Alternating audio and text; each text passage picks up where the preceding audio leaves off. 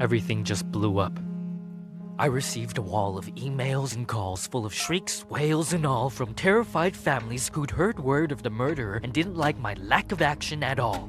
What was I supposed to do? Comb the whole forest? Yeah, right. Would you?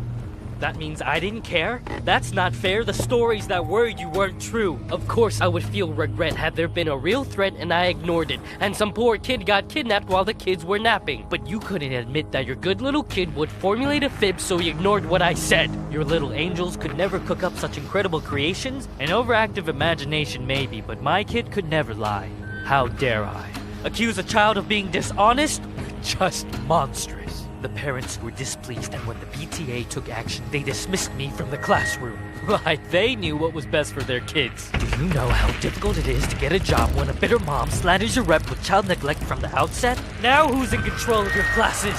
Single file lines? Single file lines. Little vile swine, a killer by the pines. Really? Are you blind? Will you find your spines? Sid, a child decides to fill our minds with lies, and the next thing you see is people treating me like I'm committing crimes. I was in my prime! Those kids were lucky to have me. Do you see what you did? But I can play along. I can be good. Do you hear that, Sid? There's a man in the woods.